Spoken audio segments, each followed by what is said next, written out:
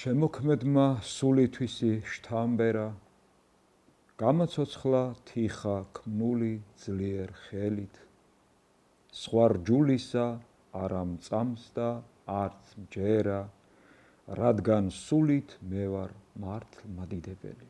დიახ, ჩემო ძვირფასებო, დიდ მარხვის პირველი კვირა დღესასწაულობს მართლმადიდებლობის ზეიმს და აი ეს ლექსი ამ დიდებულ დღეს მიუძღვენი ჩემი ცოდვილი გონებით. მადლი და მშვიდობა ძვირფასებო და სრულიად საქართველო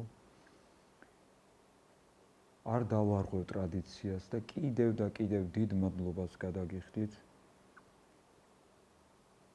გამოხატული ყურადღების, პატივისცემის და სიყვარულისთვის, როგორც ჩემი გადაცემის, ასევე მთელი ტელეკომპანიის მიმართ.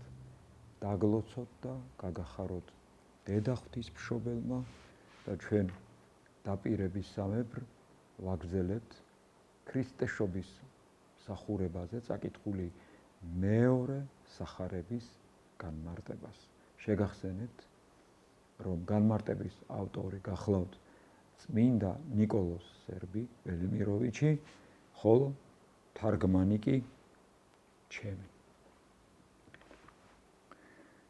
ჩვენ უფალ იესო ქრისტეს ნათელ დღესავით უნდა განეცხადებინა ის 4 რამ, რომელიც დაცემულმა და გზაცდომილმა ადამიანმა დიდი ხანია დავიწყებას მისცა.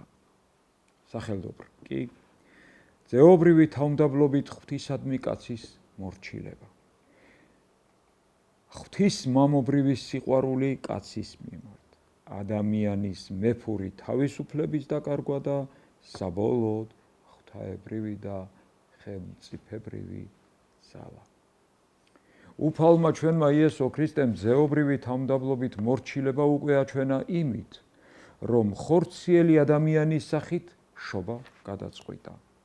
რამე თუ დამცირებული ადამიანის ხორცი მისთვის იმაზე მეტად დამამცირებელი გამოქვაბული იყო, ვიდრე ვეთლემისა. ამის გარდა თავმდაბლობით მორჩილება მანემ ითაჩვენა, რომ იშვა საკმაოდ მოკრძალებულ გარემოში და ცხოვრების ღარიბულ პირობებში, მცირედ ცნობილ ხალხში და კიდევ უფრო ნაკლებად ცნობილ დასახლებაში და სოფლიოსთვის სრულიად უცნობი დედისგან. ახალ ადამიანს უნდა განეკურნა ძველი ადამი ურჩების და ამპარტავნებისაგან. წამალის არსი კი თავმდაბლობასა და მორჩილებაში იყო. აი ამიტომ მოევლინა უფალი ადამიანებს არა ამაყი რომიდან, არამედ ბეთლემიდან და არა საკუთარ თავის ღმერთად გამომცხადებელ ავგუსტუს კეისრის სასახლეში, არამედ მონანული და თავმდაბალი დავითის სახლიდან. ღვთისმამობრივი სიყვარული ადამიანის მიმართ აჩვენა იმით, რომ ევნო მასთან ერთად და მისთვის. თუ რომის იმპერატორულ სასახლეში იშვებოდა, როგორ შეძლებდა უფალი ღვთაებრივი სიყვარულის ჩვენებას, ვინც ბრძანებებს გამოსცემს და მისი მეშვეობით მმართველობს, ის ვნებას დამცირებად მიიღებდა. ადამიანის მეფური თავისუფლება ბუნებაზე, თავის ხორციელ და სულიერ ბუნებაზე, ისევე როგორც გარემომცველ ფიზიკურ ბუნებაზე უფალმა ჩვენმა იესო ქრისტემ აჩვენა მოთმინებით, მარხვით და თავშეკავებით, ცხოვრებისეულ მწუხარებათა და განსაცდელების მიმართ და თავისი ღვთაებრივი იმ სასწაულებით, რომელიც აჩვენებდა ბუნებაზე მის სრულ ძალაუფლებას. ღვთის ხელმწიფებრივი ძლიერება სიცოცხლეზე და სიკვდილზე უფალმა ჩვენმა იესო ქრისტემ განსაკუთრებით საფლავიდან თავის დიდებული აღდგომით აჩვენა. თუ კი როგორც კეისარ ავგუსტუსის ძედ იშვებოდა რომში, ვინ ირწმუნებდა მის ან მარხვას, ან სასწაულებს, ან სულაც აღდგომას? თუ არ იტყოდნენ ადამიანები, რომ ეს ყოველივე გახმაურდა და გამბერელია იმპერატორული სიმდიდრის და ფართო აგიტაციის მეშვეობით? და ბოლოს უნდა ითქვას ისიც, რომ ღვთის ძის თავმდაბლობით მორჩილებასაც საზღვარი გააჩნია და წერტილს სვამს ცოდვა. იმგვარი მორალური და ხორციელი არაწმინდების გარემოში, როგორსაც წარმოადგენდა თავისთავში რომი და იმპერატორის სასახლე, ღმერთი ვერ შესძლებდა ამ სოფლად შემოსვლას. ის, ვისაც კაცობრიობა უნდა განეწმინდა ცოდვიანი არაწმინდებისაგან, უცოდველ უბრალო და წმინდა გარემოში უნდა შობილიყო. ამგვარად, აქედან ცხადია, რომ ღვთაებრივი სიბრძნე ახლაც ქრისტეს შობისას გამოვლენილი იმდენადვე დიდებულია, როგორიც აჩვენა სამყაროს შექმნის დროს ღმერთმა. კერძოდ, როცა გამოირჩია ერი, ტომი, ადგილი და დედა და საერთოდ ყოველივეს, რასაც იქს ღმერთი, აკეთებს არა როგორც ჯადოქარი, არამედ როგორც სახლის მშენებელი. იგი ძალიან ნელა, მაგრამ საკმაოდ მტკიცე საფუძველზე აღაშენებს. თესავს და მოელის, ვიდრე აღმოცენებდეს დედამიწა ჯერ ნათეს, შემდეგ თავთავს და საბოლოოდ კი მწიფე მარცვალს ამ თავთავში. ის მოთმინებით გადაიტანს ათასობით დროებით მარცხს იმისათვის, რომ ერთი საბოლოო და მარადიული გამარჯვება მოიპოვოს. აი, აქ შევჩერდებით, ჩემო ძვირფასებო, რადგან განვეხილეთ ის 4 ფაქტორი, რომელიც ახლავდა ქრისტეს შობას და 4 მიზეზი თუ რატომ იშვა მითითებულ ჩვენთვის ნაცნობ გარემოში და არა სადღაც იმპერატორულ სასახლეში. დაგლოცოთ დედა ღვთის მშობელმა, რომლის ცხოვრების კითხვასაც ჩვენ გავაგრძელებთ ღირსი მაქსიმე აღსარებლის მიხედვით.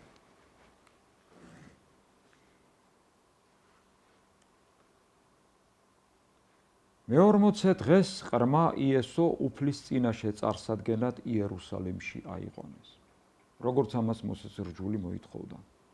ამის განმარტებისას არ ივარგებს ვიფიქროთ, თითქოს მახარებლები ამ ამბავს სხვადასხვაგვარად გვაწვდიან. მათე მახარებელი შობის შემდეგ მაშინვე გვიამბობს ეგვიპტეში გაქცევას, ჰეროდეს განრისხებასა და ჩვილთა ამოწყვეტას, ხოლო ლუკა მახარებელი გვიამბობს შობის შემდეგ. მე-40 დღეს იერუსალიმში ასვლას და იესოს ტაძრად მიყვანას.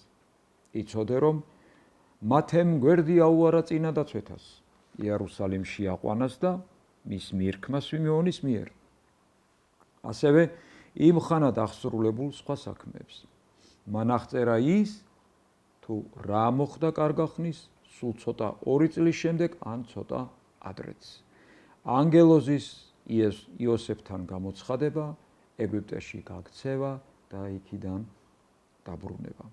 სახარებაში, საზოგადოდ ბიბლიაში, როგორც წესი, მონათხრობს მოსდევს მრავალი წლის შემდეგ მომხდარის აღწერა, როგორც ამას მათე მახარებელი გვიამბობს.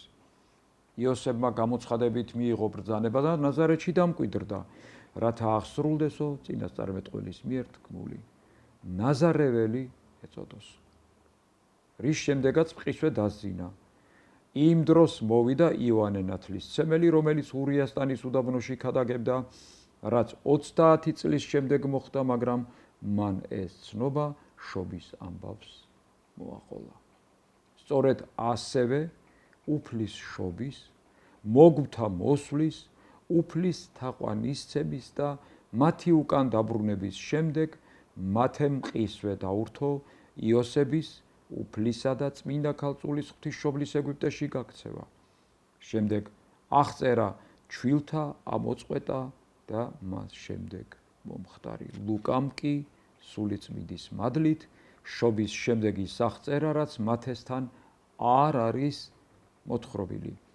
წინა დაცვეთა, იერუსალიმში ასვლა, ტაძრად მიყვანა, სვიმეონის მიერ ყრმა იესოს მირქმა და ამის შემდგომი. ყველა საღვთო განგებულება ერთმა რომელიმე მახარებელმა კი არ აღწერა, არამედ უფლის მიერ საქმეთა და სასწაულთა ნაწილი ერთმა მახარებელმა მოგვითხოვრო, მეორე ნაწილი მეორემ ან მესამემ ან და მეოთხემ. ამგვარია განმარტება სახარებაში ჩაწერილი მონათხრობისა. აქ შევწყვეთ ჩემო ძვირფასებო და შემდეგში გავაგრძელებთ. ეხლა კი ყოვლადწმინდა ღვთისმშობლის მერე კვლავ მივუბრუნდებით ანგელოზის წიგნს და განვიხილავთ ანგელოზთა იერარქიას. მთელი სამყარო სავსეა ღვთაებრივი ნების ურიცხვი აღმასრულებლით. ეს არის ტაძარი, სადაც ზეციურ მხედართა ხმაშეწყობილი გალობა განუწყვეტლივ გაისმის. მათ მშვენივრად ესმით ერთმანეთის და მლოცველი ადამიანის სულის ენა. არასრულყოფილების მდგომარეობაში, რომელშიც ადამიანები ვიმყოფებით, არ უნდა გვიკვირდეს, რომ ჩვენ წინაშე ადამიანური გონებისთვის მიუწვდომელი იდუმალი სიღრმეებია. ანგელოზები იერარქიულ საფეხურთა რიგს ემორჩილებიან. ქვემდგომთა შედარებით უმაღლეს იერარქიულ საფეხურზე მდგომი ანგელოზი უფრო სრულყოფილია, თუმცა ზეციურ მხედართა შორის უმდაბლესიც კი იმდენად მშვენიერია, რომ მისი ხილვით გამოწვეული სიხარულის და აღტაცების გადატანა ადამიანისათვის შეუძლებელია.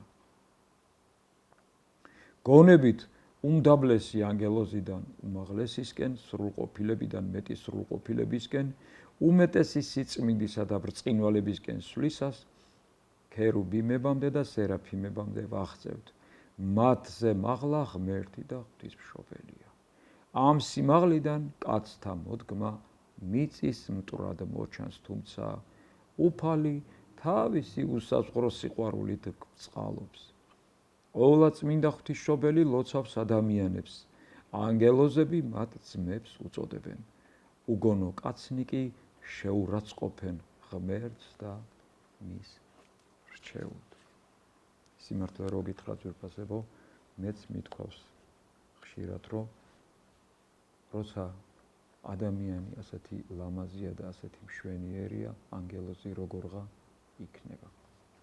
დაგლოცოთ იმ დღის წმინდანებმა, ჩემო ძვირფასებო, რომელთა ხსენებაც გავიარეთ და ჩვენ ჯერ არ წაგვეკითხავს მათი მადიდებელი სიტყვები და სალოცავი სიტყვები.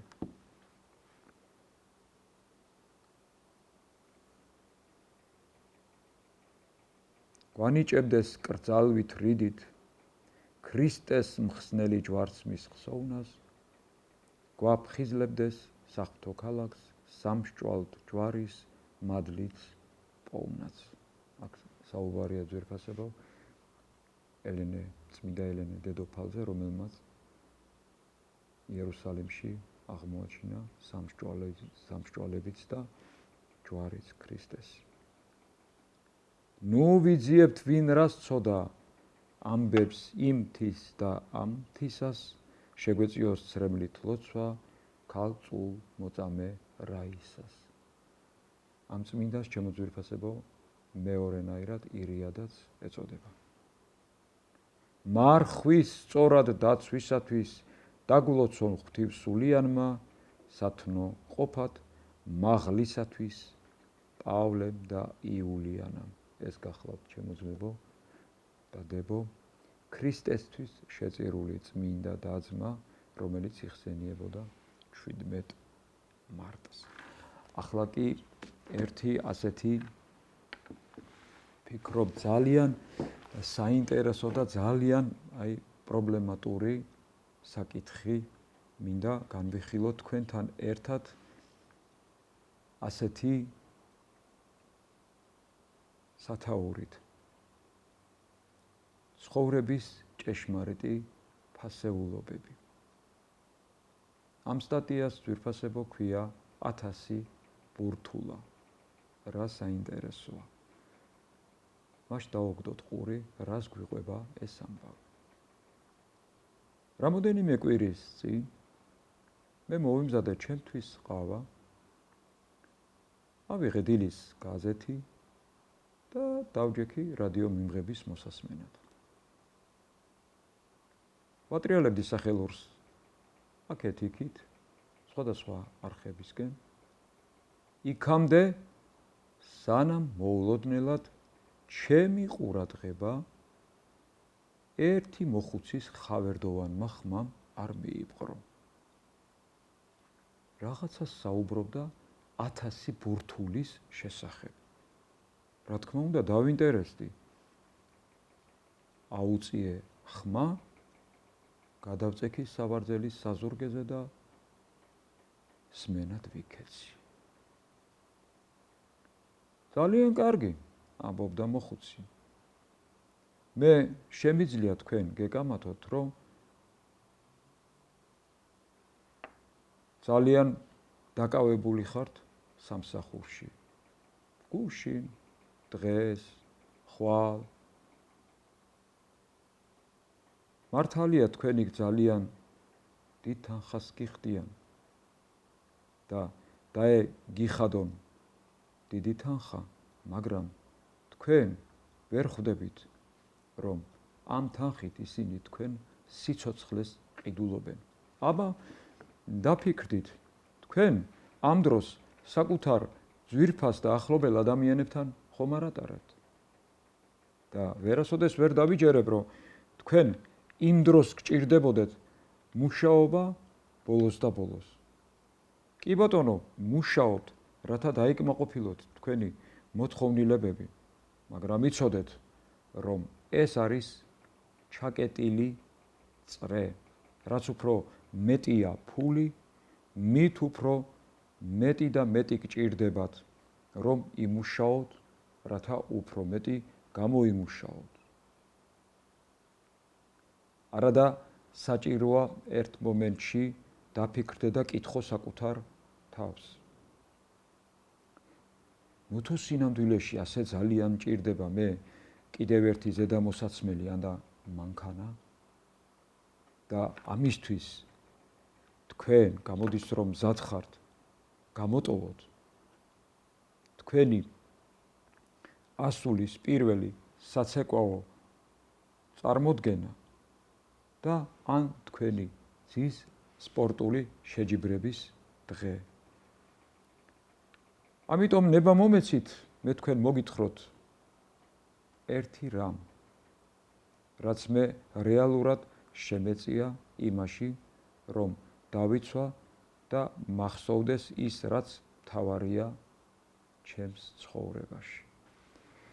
და ჩემ დღევანდელ გადაცემას დავასრულებ ლექსათქმული სახარებით ქრისტეს და კეთროვანის შეხვედრის თაობაზე, რომელიც აღწერილია ლუკას სახარების მეხუთე თავის მე-12-დან მე-16 მუხლის ჩათვლით. ნუ იტყვი რომ არაუშავს თუ კი ვცოდე ძალზე მცირედ, იცოდე რომ ვინმეს უთქვამს ვარსკვლავი ღამეთ სიმციმებს. არ ჩანს დღისით, რადგან მზე არს მის ნათების დამფარველი, ხოლო როცა დაღამდება, კვლავ იხილავთვის ნათელით. მცირე ცოდვის იყოს ესრეთ მისაგები საზღაური, მზე სიმართლის ფარავს ვიდრე, ჩანს ვით ტკბილი საამური. ოდე სულსა განეშოროს სიმართლის მზე, ქრისტე ღმერთი, მაშინღა თავი წამოხოს და იხილავს რომ აქვს კეთრი.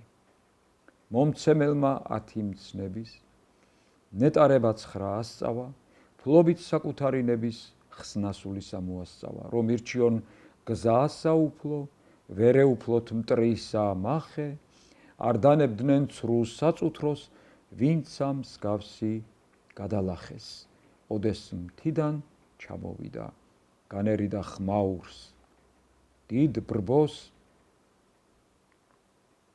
კეთროვანსა ერთსა ხედავს, ელის მას და იხელთებს დროს. მიდის მხსნელთან, ეუბნება გულისხმავ ყოთ ამგვარ სიტყვებს, მრწამსი ჩემი მეუბნება, გამწმიდნები თუ კი გინებს. ესმის, მნებავს, განსწმინდენი, სანაცვლოდ კი აი რას გთხოვ, მღვდელს იმასა შესწირებდი, რასაც ღმრთისას ჯული ითხოვს. წარწყმედულმა, აწკი ხსნილმა, განადიდა ცხვარმან წყემსი, შეგეწიოთ ძისა მიმართ აღვლენილი ლოცვა დედის, რომელმან წაიხსნა ქვრივი, მისი შვილით ღვთის მხმობელით, მოგახსენეთ ივერიის ხატი წმინდა ღვთისმშობელის. პირველიდან იყო სიტყვის მთქმელი სულით მოწიფული, ლოცვას და კურთხევას გიძღვნით იოანე მოციქული.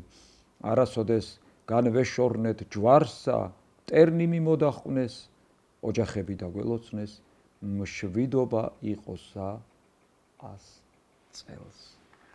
გმადლობ, გლოცავ და მიყვარხარ საქართველო.